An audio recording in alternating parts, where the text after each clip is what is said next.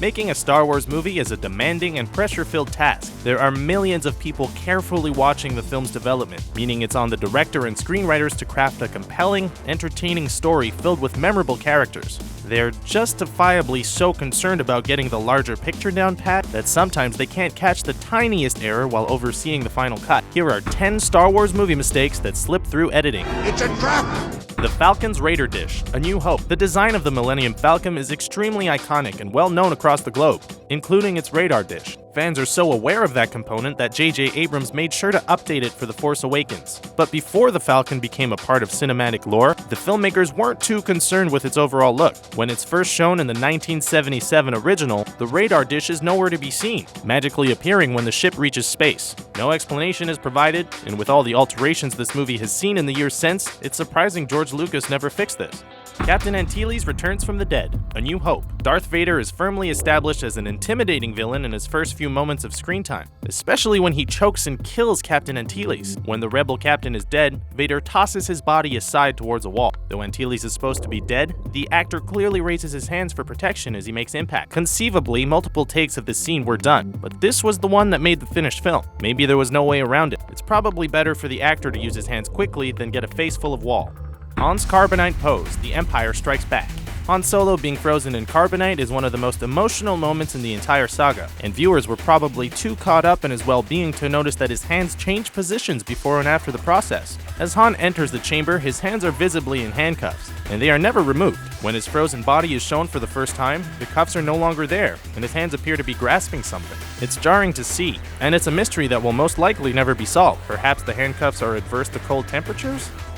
C-3PO's breathing, The Empire Strikes Back. Anthony Daniels was the perfect pick to play C-3PO, but even he couldn't truly master portraying the character in a deactivated state. When his constant worrying annoys Han and Leia, C-3PO is switched off so the two can have a talk in peace. If you watch C-3PO closely, you'll notice that he's moving in the background, an indicator of Daniels' breathing, instead of being completely still. It's understandable that Daniels couldn't hold his breath for the entire time, but with a massive budget, they could have built a model of the droid to avoid any problems.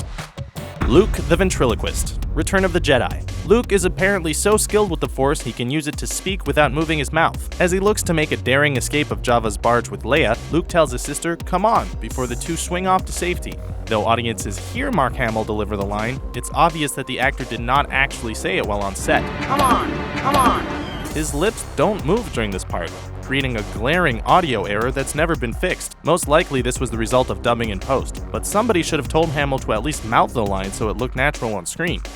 Inverted Starship controls, The Phantom Menace. When young Anakin stays in a fighter cockpit to stay safe from the fight, things don't go according to plan and he ends up in a space battle with R2-D2. Once the autopilot is overwritten, he plays around with the controls to get a feel for his new ride. He tries to do a spin move, turning the wheel mechanism to the left, but the vehicle spins to the right. This is especially egregious since right before the sequence, Anakin turned the ship left by moving the steering mechanism in that direction. One of the moves is incorrect, an unintended question George Lucas never meant to pose.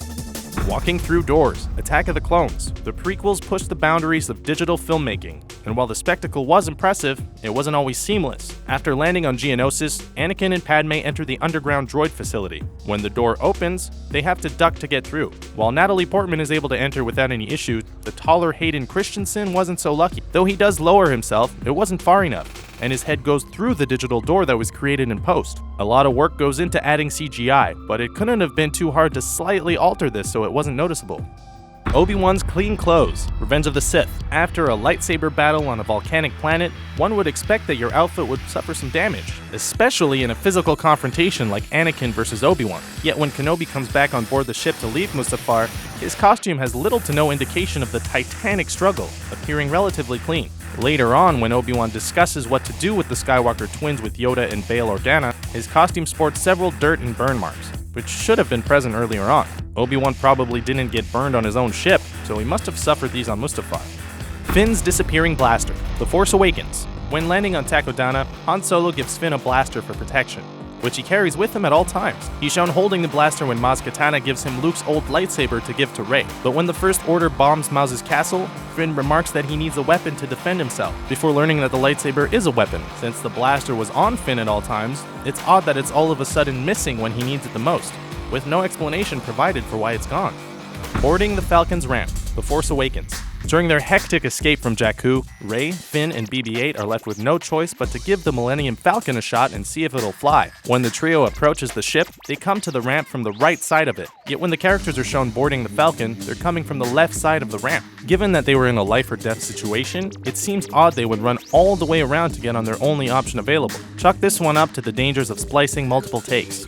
Those are our picks for Star Wars movie mistakes that made it through editing. Are there any we missed? Which ones do you notice every time you journey to a galaxy far, far away? Sound off in the comment section below and be sure to subscribe to our channel for more fun videos like this one.